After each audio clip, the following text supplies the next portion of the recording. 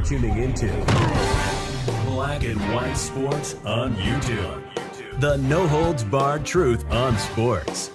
The main event starts. All right, Black and White Sports supporters. Well, we got a couple of things. Tom Brady again from the flag football event was actually asked directly, what is your job? What is your job with the Raiders? I mean, he's a minority owner. This was somebody from ESPN, by the way. But more specifically, give us your opinion about what happened with Maxx Crosby in the trade with the Ravens. And the other thing we've got is the win-loss totals have come out. Projections, betting projections.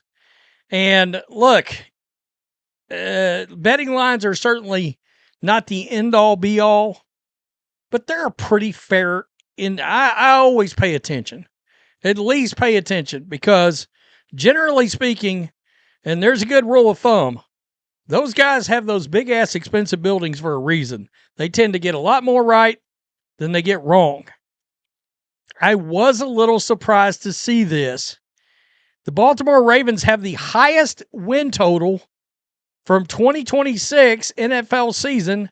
The over-unders are commonly set now at 11.5. 11.5? Really?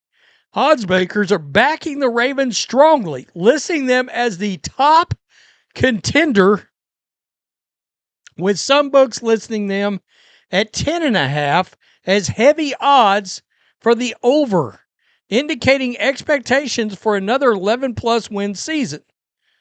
All right. Well, let's just go up here. Who are the other teams?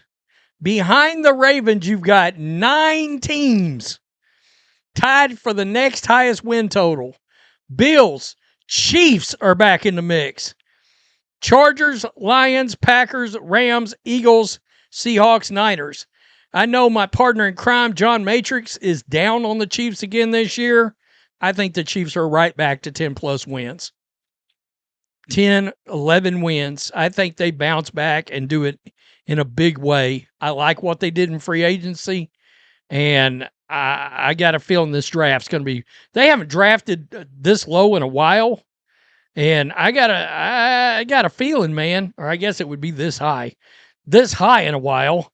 I don't know. I think about their record immediately, but they're going to be drafting, I believe, in the top 10. So it's been a while since they've been able to draft in that position. It wouldn't shock me. They're liable to go out there and get them a playmaker. Either on the defensive, I know Reuben Bain's been mocked there. One of these big-time wide receivers. Seriously, Lemon, Jordan Tyson.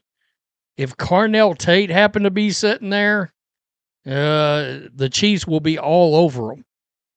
So watch that. Niners are back there. I love what my Niners have done. Seahawks, Eagles, Rams, Packers. I don't know about the Packers. I don't know about the Chargers. Ironically enough, I weirdly got the same quarterback questions about the Packers and the Chargers. Are we going to find out what Jordan Love and Justin Herbert are? Or are they just going to keep rocking, 10 wins and then boom, right out of the playoffs? I'm just saying, at some point, there's got to be some heat. I put heat on Lamar Jackson all the time for not winning at a high enough level. At what point does that heat show up on a couple of these other quarterbacks out there too? Tom Brady, all right, asked about the Maxx Crosby deal. Around the world. Chris from ESPN. Anytime, Chris from ESPN. Hi, Chris. Question about your NFL job. You, despite Texas talked about you being more involved in football this year, how would your role be different? And did you have any reaction to the Maxx Crosby trade that didn't happen? I love being involved in the NFL. Like I said, I love football. I love sports. I was very fortunate in my career to be around amazing people and mentors like Robert Kraft, as an owner of a team, and now getting to work with Mark Davis in the role that I'm at. And to see kind of a different team shape the way that things are done and how we're evolving and growing. And we certainly have a long ways to go.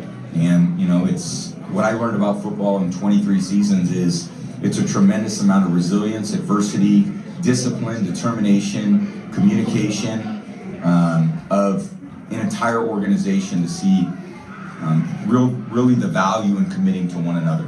So it's always, I think, process over outcomes, and I think we're all trying, and all of us in our own role that we have, and the role that we have, and whether it's an ownership role or a personnel department or strength and conditioning and athletic training, and obviously players and positions and offense, defense, everyone's got to come together, and everyone has to work incredibly hard for the people next to them. Tom, did you ever react to Okay. And the guy was trying to throw a follow-up out there, and another person came out of nowhere asking another question. That's when he turned and looked away. I mean, look, I'm not the biggest fan of feeling like the media deserves much of anything. I can't stand the media. Let's just be honest. However, we've talked about the Fox Sports thing, and for the longest time I was like, yeah, it's no big deal. The Raiders, the Fox Sports broadcasting, and I still don't know how big of a deal it really is, except in a case like this. It would be nice to hear from the Raiders owner about his specific opinion about what happened involving the Maxx Crosby Ravens debacle. Like, give us what happened, what went on behind the scene. Kind of peel back the curtain a little bit and say, hey, yeah, we had this trade worked out, blah, blah, blah. Me and John, blah, blah, blah. I'm talking about Spytek. But he went complete politician on us. He did not directly even come close to answer. He dodged the question, he gave us a bunch of 10,000, 50,000 feet, 10,000 feet, 50,000 feet overview of what he's learned about football. And it's like, wait a minute, that's not, we watched your career, we know. But we wanted a specific answer. No, he dodged it. Now, if that was Jerry Jones, and look, I know Jerry Jones gets a lot of hate, but I think Jerry would have gotten pretty honest right there. And look, they look at Tom Brady as the face of the Raiders organization now, which sounds crazy to say out loud, but where's your answer on this? We found out from the fallout over that, just from videos I've made, that Tom Brady and Spytek, they were in on that process. So, including, I just made a video last night about the fact that multiple GMs and executives said they felt like the Ravens used Tom Brady and John Spytek's inexperience against them and basically effing them on that trade. So I don't know. That's where the Fox Sports thing, because he's got to be impartial. He can't say a damn thing about the Ravens. He could if he was just the owner, but you can see the conflict of interest right there. All right. In a case like this, where answers need and other clubs are involved and you need to be able to talk specifics, you can't do it. You cannot do it. Because guess what? You got to sit down with Kevin Burkhardt in a chair right in front of Eric DaCosta and Jesse Minter next year, or this coming year, 2026, to talk about the Ravens in games. Yeah, he skipped the question, and I would have loved to have heard him specifically talk about this trade. When I heard, they asked, I just saw on social media, Tom Brady asked about Maxx Crosby Ravens trade, and I was like, I can't wait to hear this. And then I was like, you gave us nothing, Tom. Zero. You gave us, you're running for governor. You gave us that answer. The politician answer? Really? That sucks.